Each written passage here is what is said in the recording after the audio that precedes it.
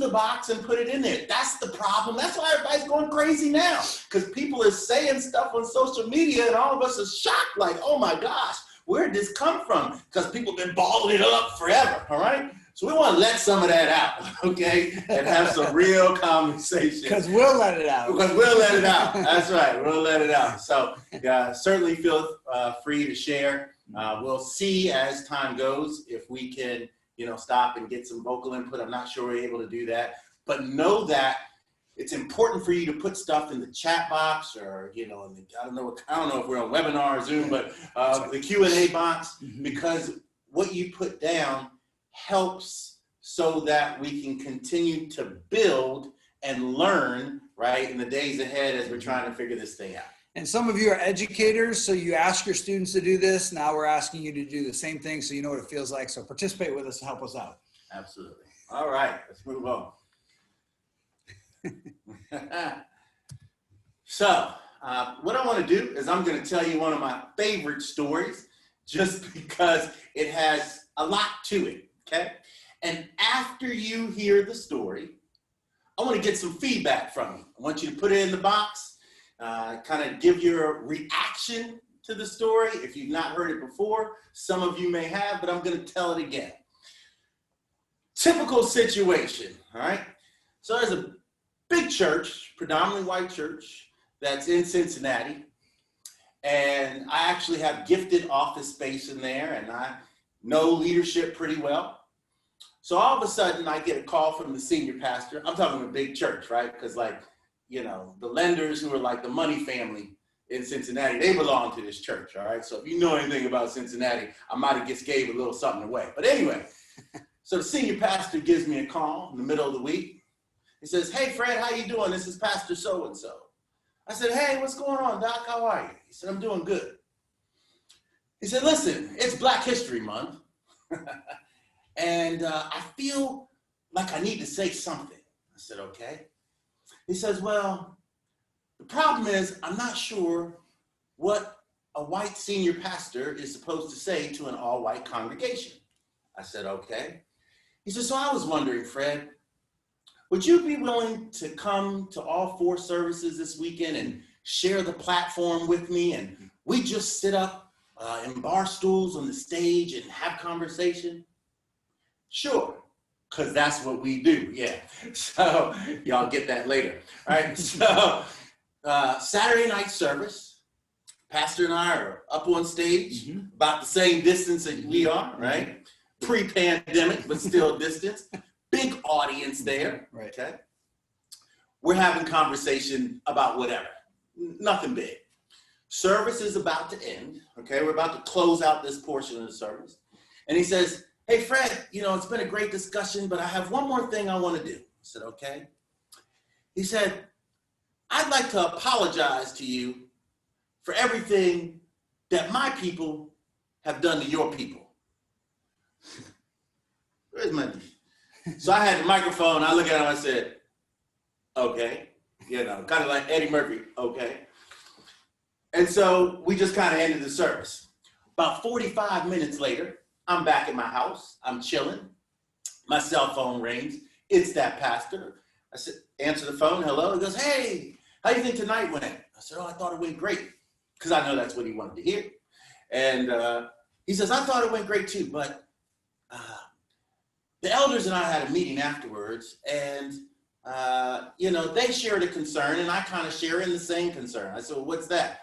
So remember when I apologized to you? I said, yeah. He said, well, we were wondering why you didn't apologize back. I'm just saying, that's what he said, Brian. That's what he said, Brian. That went over well. That's what he said, And so just with that story, I just want you to tell me what your reaction is, right? Dump it in the box. Tell me what your thoughts are to what you just heard.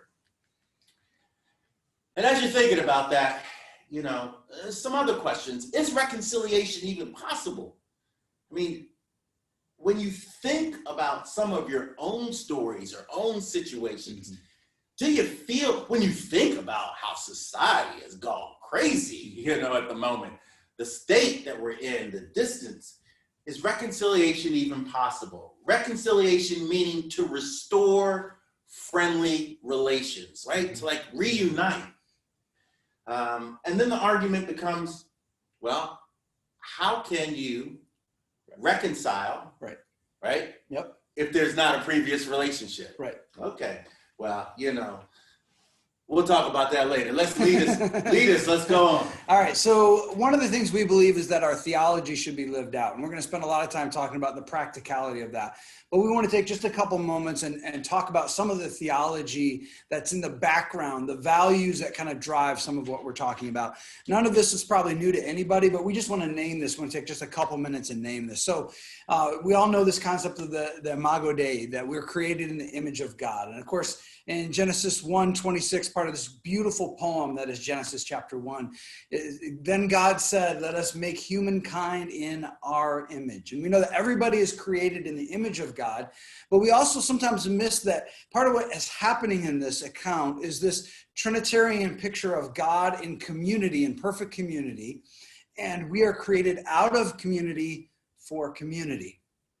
So what we see is because we're created from this perfect community, we have desire in us, a mandate within us to be in right relationship with one another, to be in right relationship with God. We also see this show up in a few different ways in the Genesis account and really throughout all of Scripture. Miroslav Volf's great book, Exclusion and Embrace, talks about this at sort of the beginning. But basically it talks, the Genesis account tells us that at the beginning we have this thing where God creates things and then separates them. He wants to make sure there's distinction between land and sea, light and dark, humanity and the rest of creation. They're separated, they're different. But he doesn't leave things there. And part of what's really important in this story is that he helps us understand that what's important is that we're bound to one another in relationship. So he gives us a binding relationship with one another. Humanity is to be a steward over creation, for example. And throughout Scripture, we see this definition of what it means to be human is to be bound in relationship with one another. Now, what does that look like?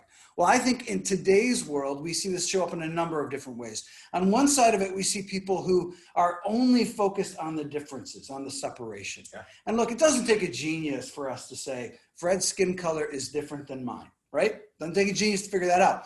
But if that's all we focus on is our differences, like the extreme of that would be like the KKK, right?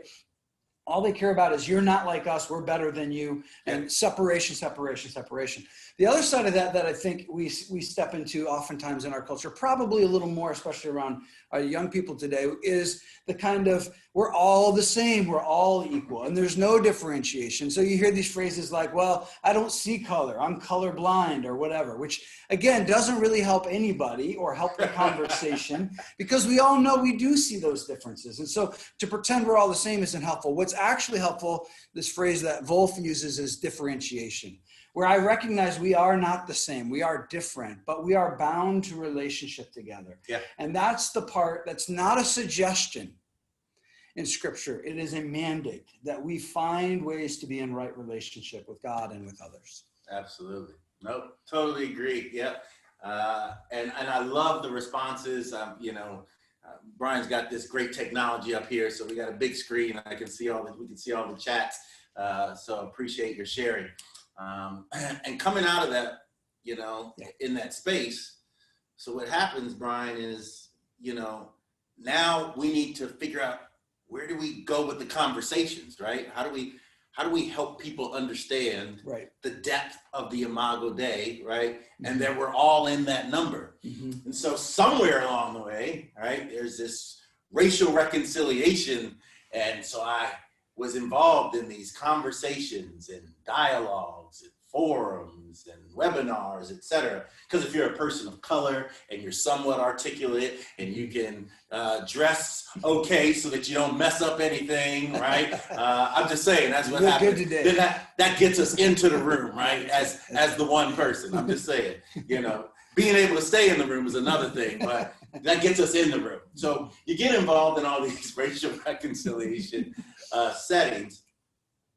And I began to get kind of weep, I would weep because at the end of the day, whatever it is, 45 minutes, an hour, 90 minutes, a half day, no one wanted to change systems or cultures or habits. Right. People only do it for a moment. That's right. And then they go back to the same things that they've been doing, right? Because I think we heard it on the last presentation, before us. People don't want to take the risk, right? That's right. That's right. They don't want to take the risk. Yeah. And we know it. Here's the thing. People of color, we know when you don't want to take a risk, right? That's right. Yeah. So the word racial sends us to a place, right? It either stirs up some historical memories, right? Or experiences that we've been in, right? Or even, it's not even on the person of color side. Even if I say racial to you, it takes you someplace. That's right. Right? Yeah. And so, in my own meditational time, I could just kind of hear God saying, hey, talk about reachable reconciliation. It's not always about race and culture alone, but sometimes it's about the natural tendencies that people have based on their upbringings and their backgrounds, right? So if we could spend more time managing the people, caring for the people right in front of us, right within our reach, right? Yes, it is race. Yes, it is people of color, but it's also the handicapped. It's also the elderly. It's also your staff. It's also the women. It's the introvert. It's the goth kid. It's the kid that's not playing sports, the unpopular. You could go on and on, right? That's right. We miss all these folks that are right in front of us. That's right. And if we did a better job taking care of the people within our reach, what kind of opportunity would we have to then have a greater chance of interlocking in a greater society? That's right. That's right. Yeah. So instead of just seeing one particular obstacle as the obstacle, open ourselves up to the whole conversation. Absolutely. Yeah. Absolutely. Yeah. And so this is where, I've spent my time. I don't know if Virginia Ward's on, but I remember when Virginia Ward invited me to Boston one time, and so she's invited me many times, but in this particular time, right, she had a group of leaders there. It was one of those times, man, I'm telling you, Brian, I felt like I knocked it out of the park, right? It's about 35, 40 leaders in the room, and I was, and so everything was done. It was Q&A, and I was kind of doing like Eddie Murphy in Trading Places when him and Dan Aykroyd were kind of in the stock exchange, and they were going like this, like that. I'm doing Q&A. I just want you to know none of my students know what you're talking about right now, but that's okay. Keep going. Okay. All right. Sorry, students. But you need to watch that. Yeah, it's good. So anyway, somebody asked the question and says, well, Fred, I agree with it, what everybody else has said in the room. Said, however, I also think that I speak for everybody in the room, and that is, we know that you can do it, but how do we do it? And I stumbled, right? And so I have made it my business in trying to figure out how do we help people connect to other people? Because here's the deal. All I hear is, oh my gosh, here's a great book. Have you heard this book? Have you read this? I'm sorry, have you read this book? Right. Oh yeah, have you read this book? Fred, have you read this book? Right. I'm reading this book. I'm listening to this podcast. Oh my gosh, so-and-so is such a great speaker. Oh my gosh, did you have that? You need to get him as a speaker or her as a speaker, right? Right. And then I'll be like, that's great. But at the end of the day, after you got through with your book and your podcast and your great speaker, how did it change who you are? Right. How did it change the context that you're in? Right. Where's the practical steps that you use now as a result of taking time out to walk things through? And that's what we want to spend time doing. Yeah. So just information never equals transformation. Absolutely. Yeah. Absolutely. Good. And then I love this picture. This is a picture. I'm a soccer coach, so I coach a few teams that are involved in the National League. And this is one of my players from one of my teams. She's an 8th grader, and her mom took that picture. It's supposed to be our social distancing kind of at the end of the game, kind of we won a tournament. And so even as you look at that picture, just kind of put up there what do you see when you see that picture? What comes to mind, right, when you look at that picture? Don't say anything crazy, man. See, you're trying to be funny, man. That's why I'll hang out with you. Man. Listen, but as we are trying to determine how do we handle the divide? How do we handle conflict? I think there's some questions, right? Yeah. That we can ask. There are lots of questions, but here's 5 that I like to deal with. Okay. So, what just happened? Yeah. It's kind of that sense of awareness, knowing something's happened. Okay. What just happened? In that story, did he just ask me while I didn't apologize back? Right. But the hard part is to get past our initial emotions to actually ask this question in an objective kind of way, right? Yeah. To really wrestle with the actual facts of what happened. Absolutely. Right. Yeah. And it is. It's that wrestling with it. You're right. Yeah. Not just asking the question itself. And then what was my reaction? Right? Did I move toward it? Did I move away from it? Did I judge it good versus bad? How did it make me feel? Yeah. Did it make me feel pain? Right. Pleasure? In that situation, Not it made pleasure. me angry, right? Yeah. Like, we about to start something here, right? Then what actually happened? Yeah. Okay.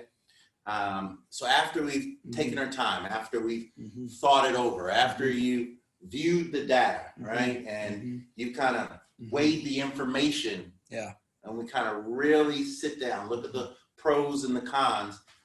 Then, right, we can say, well, what actually happened? In that situation, for me, it was like, was I just the token Negro at a church? Did that just happen again? Yeah. Right. Again. Right. Then what are the drivers, right? What are the triggers? Meaning, what feelings am I experiencing right now? Is it stress? Right. Is it fear? Is it abandonment? Okay, and then finally, that fifth question, what's most important? Right. When you think about your values, right. Where does that leave me with my community? Right. Okay, what values of mine are being threatened or broken? For me, I got to sit back because, here's a church. Now, if I act crazy now, I could lose the resources from that church, right? Yeah. I could lose the gifted office space, right? Yeah. And maybe more importantly, even just losing those relationships. Like if those are what's really important at the end of the day, acting that way is probably not going to help those. Right. You're right. Right. So now, again, keep using the chat area. Love to get your feedback and thoughts as you're listening to some of this. But as you now try to develop a framework, okay, which is why you see that framework here, let's try to see what are some steps we can take, some questions we can ask when we're trying to solve a divide or conflict in a framework, right? So the first one, who do you want to reconcile with? You got to ask yourself, who do you want to reconcile with? Who do you want to build a bridge from me to us or us to them? Yeah. It's where do you want to start, right? Who do you want to start with? Yeah. It's got to be bigger than what you or I think. Right. And so, for example, I teach a class, occasionally a seminar on Islam, which is just basically helping people understand Islam a little bit more. Yeah. What's always fascinating is we have a lot of students who say, where I grew up or where I live now, there aren't any Muslims that live near me, right? Right. But once you start the class, people all of a sudden start to have eyes to see, right? Absolutely. And then all of a sudden they start paying attention. So one of the things that's important is helping ourselves learn to see people, whether it's a color of skin, whether it's the janitor, whether it's the hand, whatever it is. Many of us, to be honest, have blind spots, right? And so to be really willing to try to see those things and then to name those things, like you're talking about here. Yeah, absolutely. Good. Absolutely. And so the next one, what problems are you facing? Okay. What is it that's dividing you? Is it systemic? Is it cultural? Is it bias? Is it generational? Is it historical? Right. And it's not always a George Floyd or a Michael Brown, situation. But what is it? Okay. Right. Yep. Then can we identify the people? Okay. How do you feel about that person or that people group? And you got to be able to name it. Don't dance around it, right? Is it your next door neighbor? Right. Is it the BLM? Is it LGBTQ? Right. And say it like you mean it. Yeah. Not say it, fade away. You know how we do? Right. Yeah, and not naming it doesn't help either. Absolutely. So pretending, so on a lot of college campuses, there's a division between like a student athlete and other people on campus. So they see themselves as separately or differently. And so sometimes we just don't talk about it because we don't want to admit it's actually an issue. Like there's actually things there, but part of it, we've got to be willing to name the differences and step into those. Yeah, good. Yeah. And then finally, identify the problem, meaning how do you feel emotionally about the problem, right? Identify how you feel about the problem. What are the emotions?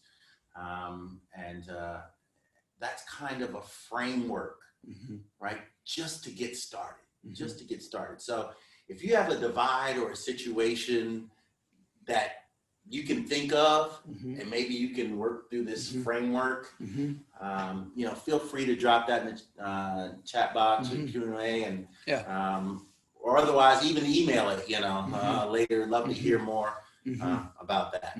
Yeah. Anything else on that? Yeah, I think just as we move to some discussion in response to some of the things you guys are putting in the chat, so keep putting those there. I think one of the issues is, again, sometimes we think only of reconciliation of things where we have a big breakup or a big conflict in a relationship. Yeah. But it's also about those, again, like you mentioned earlier, those people that sometimes we just don't see, or that maybe all of a sudden we're seeing, but we don't even know how to take those first steps in a relationship. So being willing to work through a grid like that can be really helpful, a framework like that. So good. Absolutely. Good. And I know there are people that probably asked about that story. Just so you know, in response to the story, no, I didn't say anything at that time.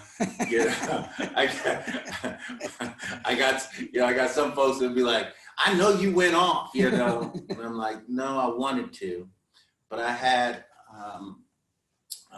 there's a woman pastor that used to be one of my mentors, and she would say, you can be in the will of God and still miss the timing of God. Yeah, that's right. And it wasn't the right time to address that, because if I then addressed that on the phone, he would have stayed on another, 15 minutes, 30 minutes, while I'm trying to convince him of where he went wrong. Exactly. And then guess what? We would have hung up the phone. He would have went to bed and slept comfortably, but I would have been left with all that emotions, stirring up on the inside of me. Yeah. And so the key is, how can we build from there, right? Or repair, as we'll get to, that's right. And build relationally so that we can work through the resolve. Yeah.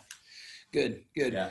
Fred, there's a question in there from Dave Ron about how common is it that relationships are corrupted by the need for assets, like power. So any comments on that in your experience as you work through some of these things? Can power disqualify? Is that what you're saying? Disequalify. Oh, my glasses, man. Yeah. So we can think the word's real. So ask me the question again. So basically, like, how often does the power dynamics of a relationship color things? So I think part of what Dave Ron's getting at is in this case, right? So he was looking for you to give some credibility to him, right? The pastor in that case. Yeah, right. But there's also, like, you're getting something out of it too in terms of power. He's giving you an office, maybe some voice in some other places.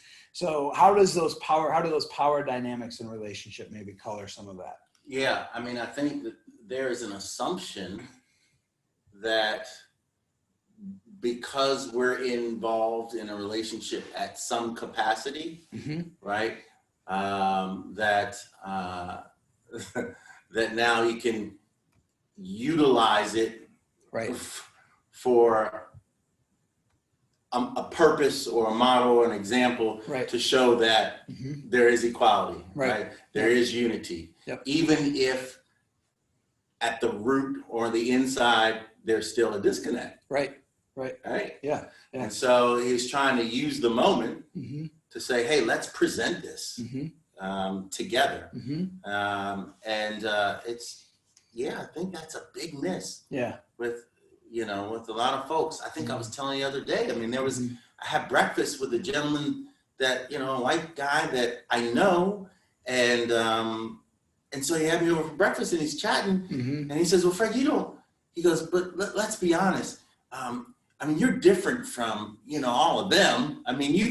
you've moved on. You know what I mean? You're educated, and Right. you live in the suburbs in Cincinnati, and you know, and you got kids in college, so you know you don't hold on to that. I said, let me tell you something. Whoa. I said that you. I said that is family. Right. The people in the neighborhood downtown, Yeah. no matter, you know, people of color, Yeah. I'm like, that's family. I said, I date you. I said, you need to remember that. I date you, meaning we get together for wings maybe once a month. Or I see you at the little soccer games. Right. But don't you ever think I let go of family. Family's first. Whether I know them or not, I walk in that neighborhood, they know me. Right. Yeah. Right. And so, so in regards to what, you know, Dave's saying, is that assumption that people had that as you elevate, and as you connect with, you know, I'm getting more power, as you're saying, right? Right. And so. Right.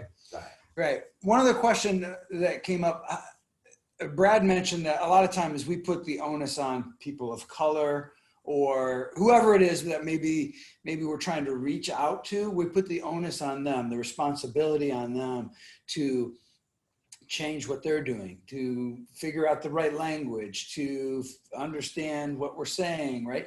Any thoughts about how we maybe move to not putting all the responsibility on them and learning ourselves to take on some of that? Yeah, I think it's just care, you know, just showing care, because it's not foreign in any setting now. You're involved in settings, right? Where you're going to see the minority of, and minority meaning a person of color, right? Meaning a woman, or meaning, you know, whatever it may be, right? There's always a minority in the room. But in this case, as you know, Brad's mentioned, you know, a person of color, nobody thinks about the sacrifices that we make when we're not spending time in our own culture. Nobody thinks about, you know, how we separate ourselves from our own, you know, churches, predominantly Black churches, right? Or Hispanic churches, or whatever they may be, right? In order and hope that we're building something greater. Right. And so we have to then make sure, as I mentioned before, we got to make sure that we have a vocabulary that's legit enough so that we can get in the room. We got to make sure that our posture is such. We can't have the same posture as some of white mainstream that sits back like that. That kicks us out. Doc, I wish we would, right? We can't do that. I mean, there are different things that we have to do, and that's natural for us. But the pain and the hurt is that when we come in that room, they don't, you know, white mainstream doesn't think anything about it. They just feel like that's the natural way you should be coming in here. But let the role be reversed, and you have to come into a, you know, a dark room, right? People of color, and you're the only one. Then you'll start thinking more. So my answer to what Brad's saying is, you know what? If you could just care a little bit, saying, hey, how you doing? Yeah. Hey, what's happening? You know, communicate outside of whatever the topic or the agenda or whatever, but just care about us more than you care about the mission that's going on in the organization or the ministry, but care about me. That will help as a start. Yeah. A couple more questions are coming in, and these are great. We're going to get to some of these. We need to move on to the framework. Move on a little bit. Yeah, but one of the things I just want to point out from what you just said. Yes, sir. About reaching out and just being kind and trying to do that. You are going to make a mistake. Anybody who's crossing a line culturally, you're going to make a mistake. You're going to say something that's offensive in some way or stupid in some way or makes yourself look really ridiculous. That's going to happen. Yeah.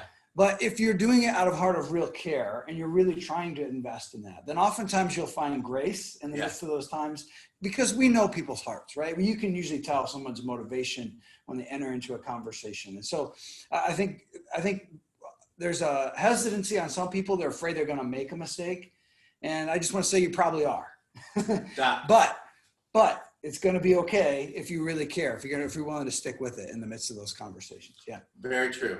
And to add to that, you know, I know that there are people who make the attempt and then they they back up off of it, but it's like anything else. That's The right. more you do it, the easier it gets. Yep. The same way it happened for many of us who are the minority in a room or a setting. Yeah. The more we did it, the more comfortable we get. But just because you tried to connect with somebody one time, didn't feel good, you waited 6 months, then try to do it again, guess what? It's going to be uncomfortable again. Yes. All right. You got to keep at it. Yeah. So here's the reconciliation model, right? Okay. This is reachable reconciliation. Now, if we were in a cohort together, or, you know, what I have is my 5 sessions, right? We would work through this from A to Z. But right now, I just want you to kind of take a look at the image on there, and tell me what you see, right? Usually I'd ask for input, and I get it, you know. Yeah, we see bridges, you know, we see a bridge, we see columns, right? Yep. What you see, Brian? I see water. You see water, okay. 2 sides of a land, Do you see color? I just want to make I just want to make sure we look at this. You see brown on the right. All right, that's all right. Sorry, that was just for you. Yeah. So, man, yeah. So we see those things. Throw the rest of those words up on there, though, please. And one more. Absolutely. Okay. So in this model, I want you to kind of now take a look at it now that we've added the words. Okay. So here is the reachable reconciliation model that we spent some time putting together. We won't have time to go into it now at a very deep dive capacity, right? But certainly if you want to do that, you know, have some opportunity at a later moment. So the first one we're going to look at, right, is react, okay? What's our reaction? That has to deal with seeing me, right? That's I. That's all me when it comes to my reaction. And you have to think about, what is it that I'm confronting, okay? What feeling am I experiencing? Right. What boundaries have been crossed that's causing me to react that way, right? What values of mine are being threatened or broken? This is kind of the reaction stage, right? Self-awareness in some ways. Self-awareness, love it. Yeah. From there, right, we start to get on the bridge, okay? Because now we start reflecting. Now we're trying to get an understanding. We're seeing the problem for what it actually is. What am I projecting as truth, right? What am I asking to see if this is really real, right? How did I, as the receiver, interpret or hear or understand what you said, right? So this is our reflecting moment. Who do I need to now maybe invite, right? As a relationship? Yes. Who do I need to maybe help me reflect so that it's not all about my reaction? Yes. Yeah. But now I can reflect a little better because I've invited somebody else into my brain, right? Yeah. And it's not all about me. Yeah. Help me see the bigger picture. Help me see the bigger picture. Yeah. Right. I like it when you try to help me. You know what I mean? That's what y'all do. You know, you try to help me think, right? Okay, I'm sorry, man. You know, that's kind of fun. And I have next. You see repair. Okay. Gotta fix it. Yeah. Okay. Yeah. That may mean I need to apologize. Yeah. I may need to say that I'm sorry. Yeah. I may need to confess. Yeah. Have to see what's my contribution to the problem. Yeah. Okay. Yeah. And I think part of that too, we rightly want to do something in this spot. But sometimes the best repair we can do is just putting ourselves in a place where we can listen. Yeah. There's a church I was working with, and they when the George Floyd thing happened, they had some young leaders in their church who were really upset about the way the church kind of handled it, or didn't say enough, they felt like, or whatever else. And the church was like, some of the leadership were like, wait a minute, we've been investing in you for a long time. What's with this reaction? You know, and they immediately wanted to do something about the relationship. Yeah. And part of what we were able to talk about was, why don't you just listen for a little bit? And so they feel like they've been heard, so that you can really understand what it is that's going on. That's part of the repairing sometimes, is instead of moving right to action, taking a breath and actually really trying to listen really well to what's going on. Yeah. No, that's real and that's true. And sometimes we need to listen just so we can change our response, or maybe just see in general, right? Right. Because you might be we might think we're in a repair mode. Yep.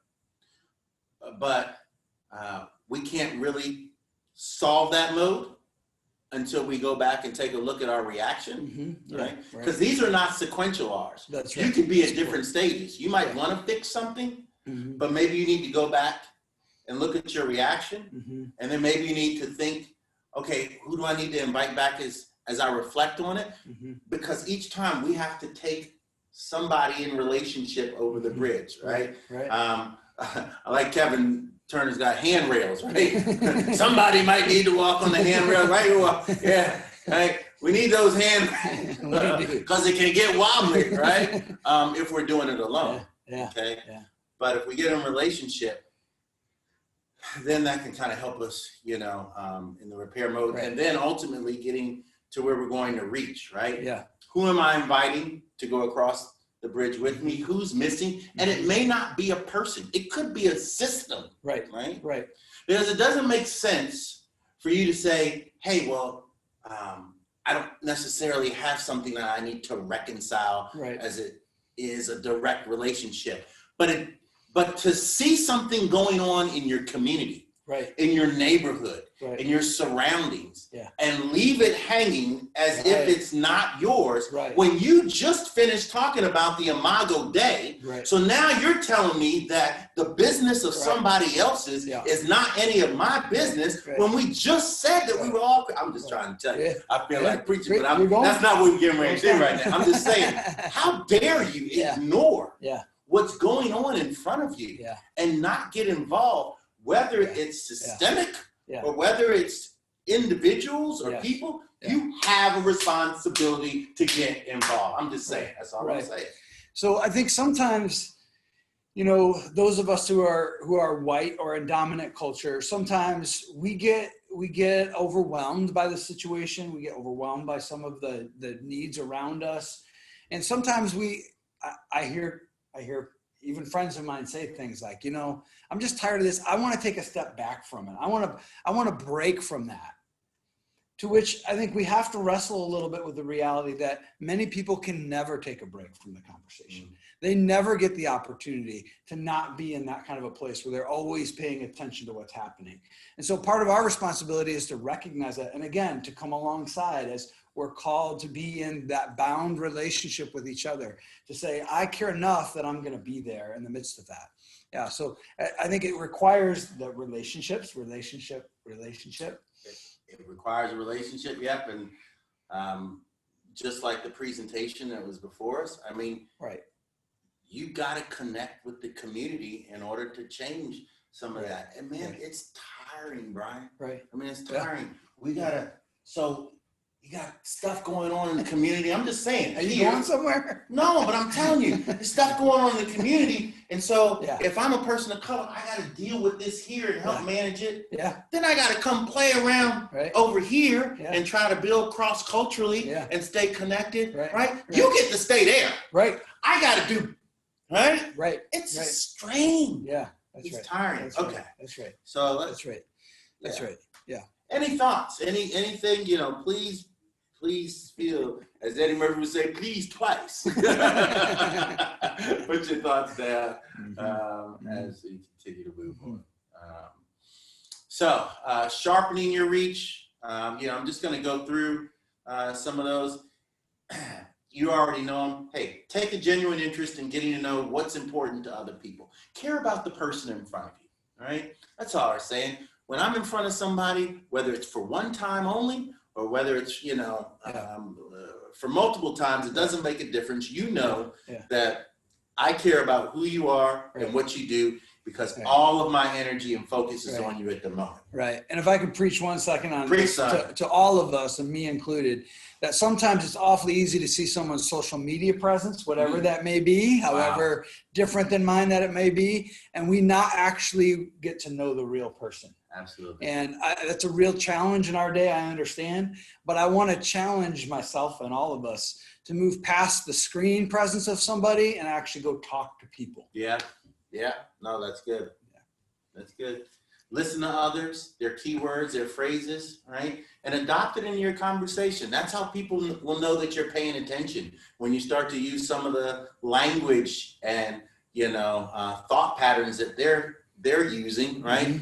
Mm-hmm. That shows that you actually care about their world. So don't just use your language. Right. Maybe try to adopt some of their language. Right. Okay. Right. So Yeah. And there's ways to do this that are really selfish and ways that you're just trying to manipulate people. And sometimes we try to be, when we hang out with teenagers, we try to be too cool or whatever. So we try to throw out the words, right? But part of it is just saying, I care enough to try to engage your world. Yeah. Right. Yeah. No, I mean, I'm not talking about, the person that rolls up and say, yeah, I'm woke. I'm like, wait, you don't even know what you're talking about, right? Just stop. Okay. But you get what I'm saying. Notice how a person handles information. Lots of details or just big ideas. Yeah. We were joking earlier today. I mean, it's not that Brian's not a visionary, but he likes the details. I like to go like this, right? And so I make him nervous when I'm around him because he doesn't like to fly like this, right? He likes to fly like this, right? I'm like, well, brother, when I'm around, but you need both. Pray for me. It's been a long day. You need both, right? You need both. Look out for someone's overall intention, right?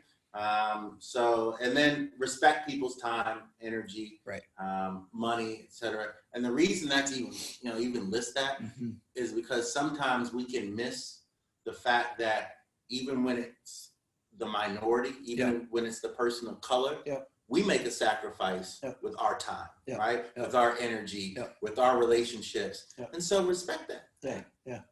Good. Okay. Real quick, when anytime I talk about reachable reconciliation, I'm talking about making sure that we're taking care of the people that are within our reach. Right. So, and again, that could be a host of different things, right? Yeah. Staff, associates, neighborhoods, social settings, whatever, on campuses, in schools, right, in our denominations. And most people can tell if you're really sincere. Yes. So, yes. 55% is by your facial expression, right? Your gesture, your posture, 33% is by your tone of voice. So somebody that's confident or somebody that's bold or arrogant, right? That's 33% of it. And 7% is by your words. Okay. I don't see color. Okay. Yeah.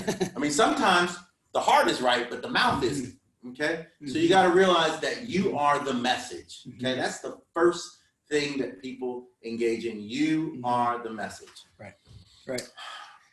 All right, I'm trying to move on here because I know we've got, where are we next? So, okay, we don't have time to delve into this one, but this has become one of my favorite reconciliation both of texts. us, Yeah, man. So you want to preach on reconciliation, you just take a look at this text. That's right. I'm just saying. The Good Samaritan. The Good Samaritan. Yeah. Because, I could make it, and I'm just saying. Yeah. But here, you guys know the story. A man's traveling from Jerusalem to Jericho. That's 40 miles. I'm not a scholar. I know you are, right? I'm just saying. I didn't get my doctorate, but from what I read, that's 40 miles. I'm just saying. All right. And he's robbed, and he's stripped of his clothes, right? His covering, his protection. But again, for all you scholars, I mean, there's something about the journey. Yeah. And the blood context and the culture at that time. I want, I could go for a long time. Yeah. But part of what the story helps us with, right, is see both the nature of people and the nature of what God desires for us. Absolutely. Yeah. Absolutely. Go ahead. I'm not you all know the story, right? The Samaritan is the one that that goes to him, right, and cares for him. Yeah. And the thing is, the Bible says they're on the same road, and so how the priest and Levite can see and pass by, just like it's happening. I mean, think about some of the stories and the events that are taking place today. That's right. Yeah. That you evidence, but you just keep on going. Right. Right. which is ridiculous. Right. Okay. Right. The Bible says the Samaritan went and cared for him, right? Took him in, took pity on him, right? Went where the man was, actually, is what the text said.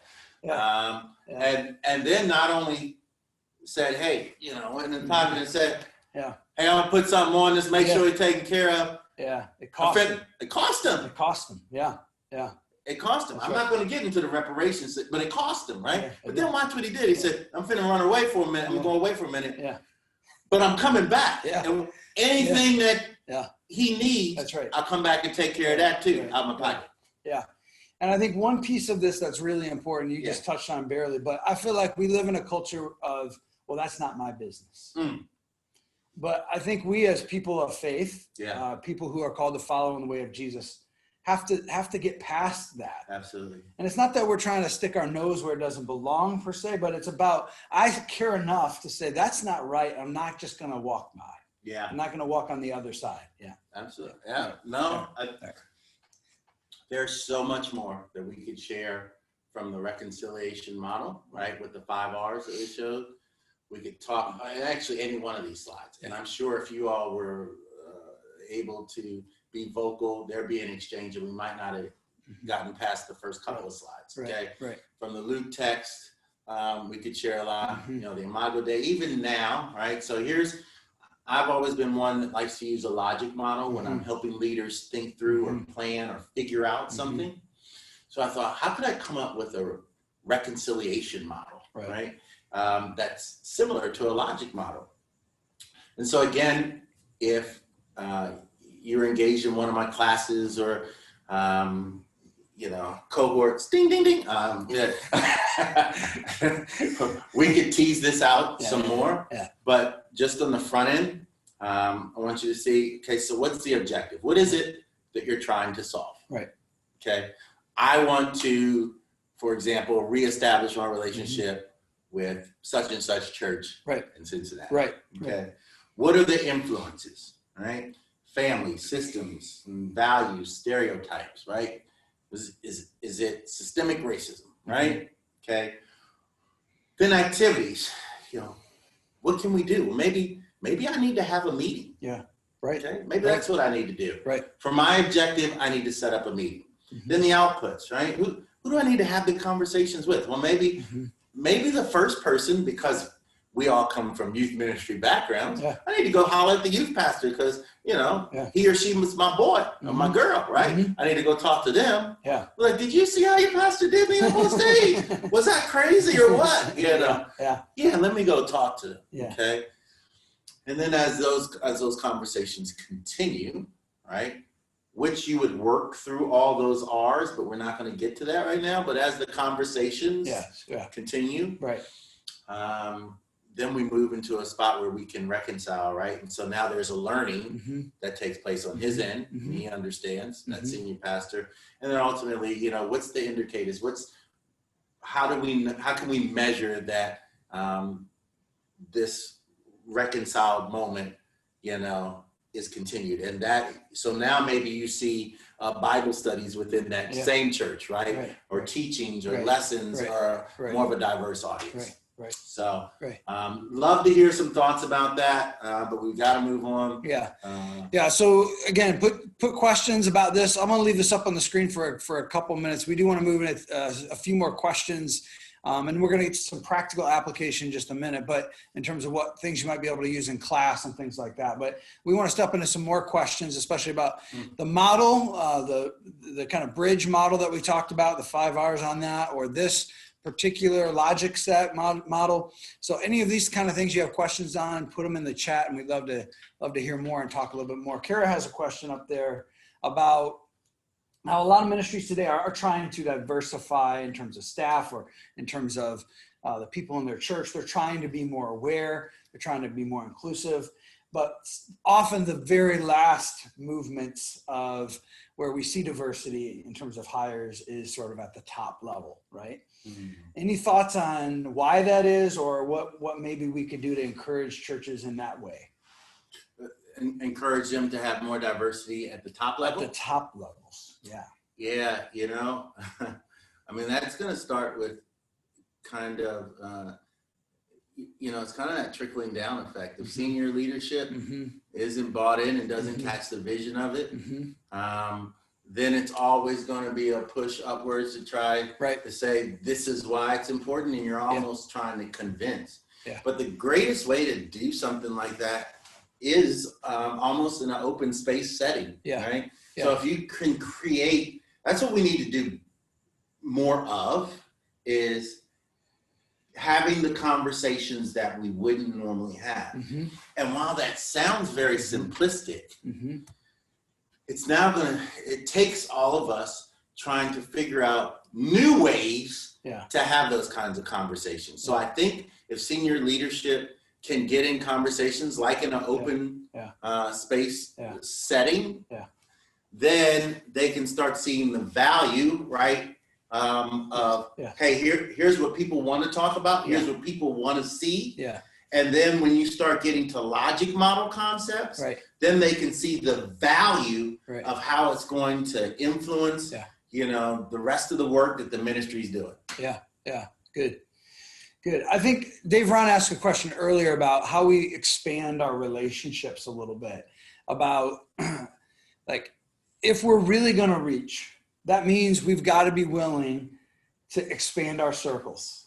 And this is where it gets difficult sometimes. And this is where it's hard to have conversations with people we know are going to have different perspectives than we do. So just pause, and any thoughts on that? Like how do we help people make really the first step? Like what's that kind of look like? Yeah, you know, that's a question that's asked all the time. All the time. And here's the challenge with that is I can make up a really good response to tell you, but no use me doing that. Okay, we're too far in now to keep making up. The real response is you just got to do it. Because when people of color walk in a room for the first time and we're the only ones, I don't say, hey, how you doing? My name's Fred. Hey, do you know the handshake? Can you help me fit in the room a little bit better? What do I need to do? This happens to us all the time. And we just go. Right? We just go. And I don't mean at them as, you know, especially my love for you, Dave Ron. I'm not minimizing what you're asking. I'm just saying I really don't have an answer for that except to just go. Just do. Just try. Just step. You know, just one at a time. And that's the real answer. And I think it's not necessarily the going or the doing. It's what happens when you get in front of them on whether you know what I mean? It builds from there. And I want to say too that, you know, I think there's something to when 100 cups of coffee. When you do go. I think there's something when you do go that's really important that we learn to go with somebody else. If we can find some ways to take people with us, that does a couple things, right? It makes us not alone, feel quite as threatened all the time. And maybe we'll be a little braver, a little more comfortable in that situation. We're also inviting other people into the learning moments that God has for us. And especially if you work with young people, bring young people with you into those uncomfortable situations and watch what happens. Again, you know, visit a mosque. And just go and say, I'd like to learn a little bit about what this is like. I've never been before. Tell me a little bit about what's happening here. I want to have some relationship. And it's amazing. I've done it. It's amazing what happens when you begin to step into somebody else's turf. And we know this in youth ministry. We talk about all the time about going to the school or going to the game or whatever else. But it's funny how rarely we'll actually do it when it steps outside of other cultural kind of boundaries. So we want to invite you into those kind of relationships. And again, do it intentionally. Walk with some other folks. And engage students in doing it. Absolutely. They don't think about or pause as much as adults do, right? They don't work through all that stuff. They just do. And a lot of times you have as an educator, you have some power in those relationships. You might already have some beginning relationships or networks. You might even know where to go. A lot of our students don't necessarily leave campus a whole bunch, right? Their world revolves around, necessarily around that campus. But you might know some places in your town that they're not from, where you can actually step in to different kind of relationships and put them in different kinds of settings. Yeah.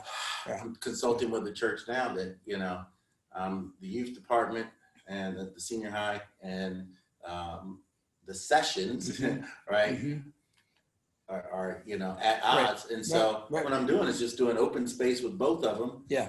Capturing their responses and then showing, look, here's the gap, right? Yep. Here's where y'all are missing it on the session side from the leadership side. Yep. Is that Gina?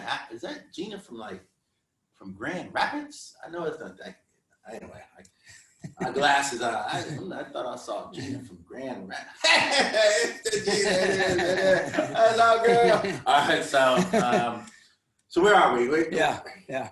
Well, there is a reality that some of this takes time, and that's part of what's popping up in the chat. It also takes resources, and I don't want to miss that.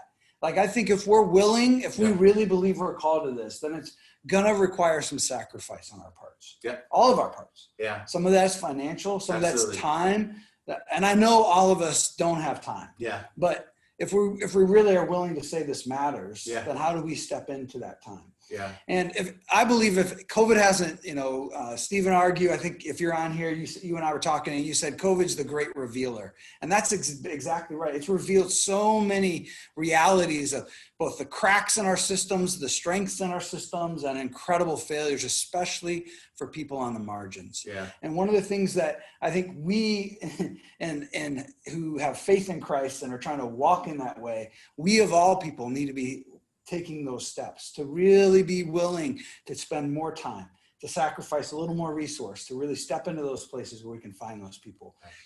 If we're not doing it, nobody is. I agree. Yeah. I agree. Yeah, good. All right, so a couple things we want to jump into just in terms of giving you some practical tools, and please keep those questions coming. We really appreciate them, and we're trying to address as many as we can. We'll come back to some things quick. Do you want to throw out this question real quick, and then we'll get practical? Yeah. I mean, and then we'll get practical. I mean, nothing I said was practical. No, not at all. Did y'all catch that? And then we'll get practical. Did y'all see that? See, now we gotta have a reconcile. I'm just saying. We'll build a bridge later. Okay. But just a question to consider, right? What do you want to solve? That's one of the questions that I'll ask when I'm doing any training. What is it you want to solve? And then when it comes to reconciliation, just trying to get an idea, how close or far are you towards reaching reconciliation in the divide that you're dealing with? And that's nothing that I need you to answer now, but those are the real questions at heart. What is it you're trying to solve? Good. And where are you on the reconciliation model? Good. Yeah. So some practical things we're going to suggest. Fred and I have talked a little bit about this just in terms of things for the classroom that you might think a little bit about, just to give you some really more practical things that you might jump into. Maybe next week, maybe next semester. Some ideas, and I'm sure some of you have done some things even better than what we're going to suggest. So we'd love to see some of those in the chat too, so everybody can share in those things. That would be awesome. So some things you might think about. So some potential presentations you might think through, like in your own class. So have you taken the time to share your own journey? What discoveries have you made as you've discovered your own maybe biases, your own story, as you've stepped into who you are and some of those relationships? What does that look like? So maybe just taking some time to work through that. There's tons of great books to go through. I talked about Miroslav Volf's Exclusion and Embrace as a way to maybe begin to talk about framing some of the differences and some of the embrace, again, that maybe we're after. Talk about the Imago Dei and walk through that theology a little bit. And don't just stop at the high level, but really try to help push things down. What does that really mean for us in a classroom? What does this mean for us on our campus? Those kinds of questions.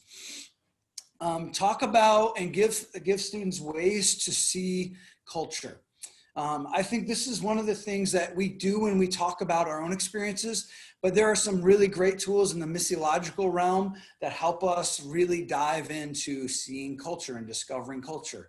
So a question you might ask, if I was going to send Fred as a missionary to, I don't know, Zimbabwe tomorrow, what are the things that he would want to know? And then ask those same questions for our own backyard. And it's amazing the kinds of things that begin to pop when we begin to really ask those missionary kind of questions. If I was going to send Fred to Zimbabwe, I'm trying to think, okay, I guess that's cool. Yeah.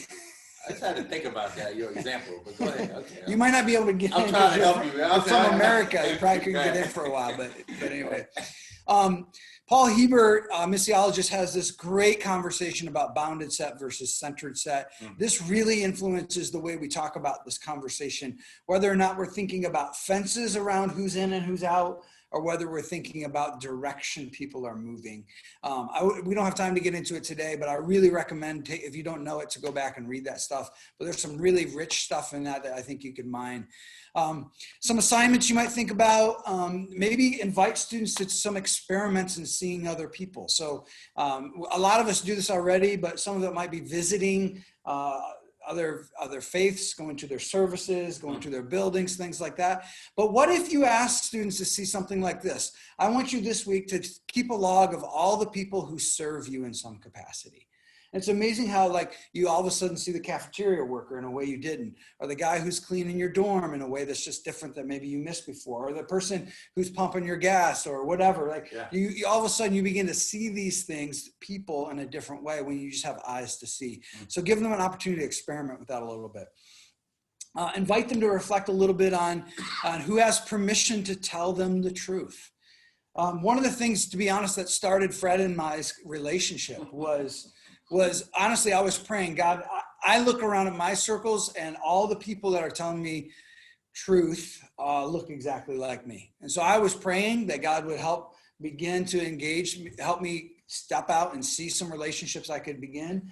And Fred and I's relationship just took off right at that same time. And it's amazing. And so finding people that can really speak truth to you who are different than you. Is there anybody you allow into that level to say, when you say that, that's really offensive. Right. Or, I know you think that's funny, but I don't think that's funny. Yeah. Yeah. And some people who are in the same culture just don't see it the same way. So inviting those people in.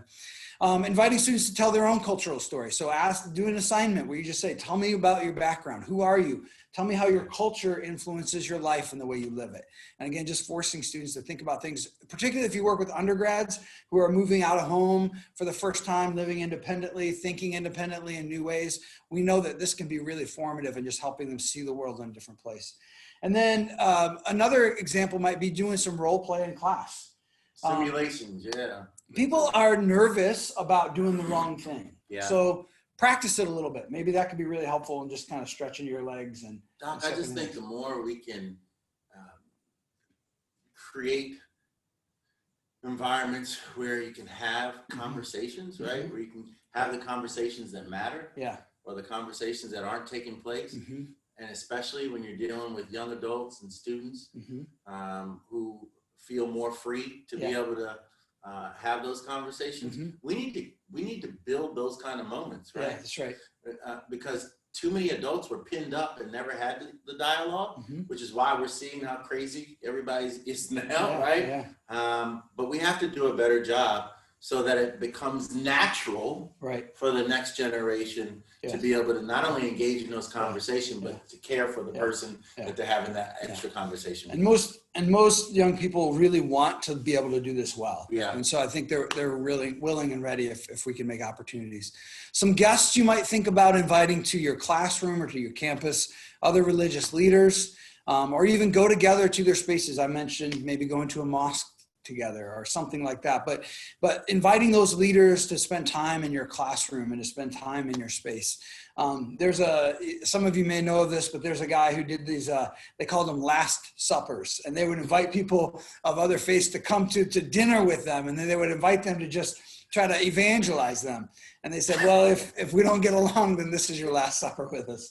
That was their language. But there's something about engaging that conversation and not being afraid of it that is so important. And I think when we model it, when we're willing to step into it ourselves and invite students into that process, it demystifies some of those things. And so students can actually become, actually engaged and not so afraid of stepping into those spaces. Oh, a couple of things on guests. Maybe think about bringing in a panel of pastors from your community. who maybe represent different churches, maybe different cultures, maybe some of them are multicultural churches, and just let them talk really honestly and to each other. Yeah. And let students hear about the barriers they encounter, how they're really wrestling with things. A ton of the questions you guys are asking in the chat are the kinds of things that come up in these kinds of conversations. Why do we have to discover brand new things on our own? Why not listen to people who've gone ahead of us? And so let those people come and inform some of those conversations. One of the things that I've learned in some of these conversations is how much our students see these things as well, sometimes better than we do, because maybe we're too educated at places where those filters get in the way of seeing some things. And so invite them into those kind of conversations. And then find friends like Fred. Fred's been in my classes a number of times over the years, and that's always been great. A couple of things that have really come out of that I'll speak to that have been really fruitful. One is just some friendships. Some of these students have graduated from Asbury and moved on with their lives. Some of them in seminary, graduate schools, or in jobs.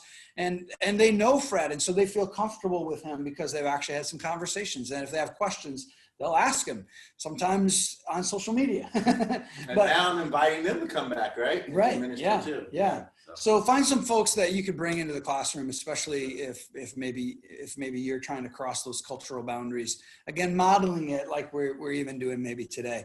And then one of the most important things that I think is needed, and Fred and I have talked a lot about this over the years, but how do we create spaces? We, in particular, those of us in educational institutions, those of us in power to teach and to lead young people, I think we have a responsibility, not just an invitation, but a responsibility to create spaces for conversations that matter. Again, look, you and I, other faculty who are on this, we know students are having these conversations in their dorms or in their smaller groups together anyway. So why not create spaces where they can have it in ways that actually might be formative? And I'm proud of my campus for some of the ways they've done this over the last couple of years in particular, but try to make some spaces where, and it's not just one kind of space. It's do it at all kinds of levels. Do it in the classroom, do it in the student center, do it in your chapel, do it in all the places you can think of. Try to invite those conversations to step into those things. Think about maybe some places and times where you could create space for confession and repentance. This can be really hard and really difficult, but it can also be incredibly healing. So some people want to say somewhere, man, I'm so sorry because in the past I've treated people this way. And I just want to say I'm sorry. And if we don't make those spaces, a lot of, especially students, struggle with where does that come out? And to be honest, I think a lot of us do. Like most of us aren't going to stand up in the middle of our church and say, hey, everybody, I'm sorry for the way I treated, But so man, in these cohorts that I've been teaching, it's just amazing to hear how many folks are just, have been carrying so much and they want a space to go ahead and kind of release that. And so the more we can design those moments, the greater. So. Good. And then just try to think about authors, books, movies, things like that you could throw in front of people that might expose them to different ways of thought. So just think through your reading list. Like, do I have any women authors in there? Do I have any people of color? Do I have any diversity of maybe religious background or just theological differences that might be helpful for students to engage from different perspectives that could really enrich some of the ways, sometimes force them to defend some things, stretch them a little bit, maybe also help them reinforce some of what they really do believe is important. So those kinds of things just along the way can create those kind of spaces. We'd love to hear more of your ideas. What are some things you guys have done in classes? What are some assignments you've done that you feel like have helped people step into reconciliation kind of spaces? What are some things maybe you've done in terms of in the classroom, kinds of lectures, things like that? Put them in the chat because we can learn from each other and we'd love to see some of that show up. Got nothing. All right. So what other questions do you guys have? There's some of our info up there if you want to get a hold of us at any point and follow up with some of these conversations. But what other questions are you guys kind of wrestling with? What are some things that, as we've talked today, what are some things that you're kind of saying, I don't know about this, or I still wonder about this? So we'd love to hear some of those things. So we'll give you a little bit of space to throw those things up in the question and answer time. I know it's a little clunky. We appreciate your willingness to engage that way with us. But yeah, please feel free to throw that kind of idea down. And as they're throwing those down, I mean, that's just thinking about vibrant faith, right? I mean, that's one of the things that they did for me. Like, hey, Fred, you shouldn't have to fly alone, right? Mm-hmm. Why don't you get under our umbrella? But hey, we want nothing from you.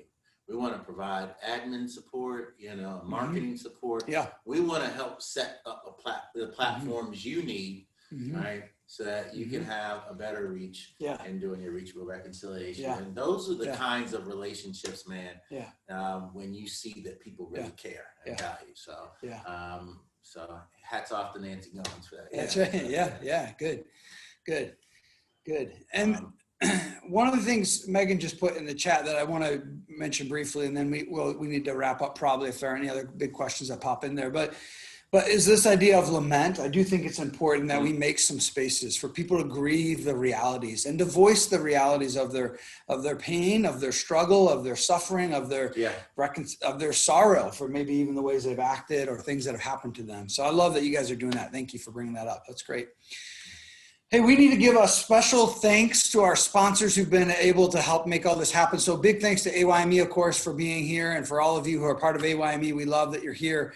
Appreciate the fellowship and partnership. If you're not a part of AYME, we'd love to invite you to join in that. You can be a member if you're not already, or if you haven't renewed your membership. We'd love to see that happen. What we really believe is that we're better together. And so we can't do this alone. And we all know that, but we want to invite you to step into this community of AYME. That your voice matters to us. We would love for you to be a part of these kinds of conversations, and we hope that you can come to the conference next year. A couple other thank yous to the sponsors: Baker, D6, IVP, Lifeway, Whipfenstock. Thank you guys for making this possible. We also want to really encourage you. A week from today is another conversation, a lot more on professional development. Dave Keene and Paul Kelly, who are both on the board at AYME and both serving for a long time in ministry, are going to talk a lot about giving you some tools to better do the online thing in education. I know many of us are living in that space, at least in part or in whole right now. So you'll want to jump on and learn from them and get some great things. That's next week as well. And so we invite you to jump in next Thursday, November 5th. And that's going to be, you'll get a link, those of you who've registered, and that's at 1 o'clock on November 5th. So we hope that you guys can jump into that. Thank you guys for being with us today. Fred, thanks for the time and the conversation and the friendship. Wish we could make it longer. Yeah, and we would love to be able to do this in person. So hopefully we'll see you guys in person sometime in the near future. If not, maybe in a year. If you have any questions, feel free to email me. Love to do that. Love to share, and love to be able to help create moments in your context to advance reconciliation. Great. All right. Let me say a word of prayer to close us out today. God, thank you that you are the God who loves each of us, who've created us in your image. God, invite us into relationships. As we prayerfully consider our own lives, I pray that you would open our eyes to see the things that you would have for us right in front of us that we can reach. God, give us wisdom as we navigate, and more than anything, give us compassion and empathy and your love in those relationships. Thanks for the people that are part of this group, for the people on this call, for the people they represent in their classrooms and their communities and their homes. God, I pray that you go around before and behind us in all of these conversations. We pray these things in the name of Jesus Christ, our Lord and Savior. Amen. Amen. See you guys. Thanks again.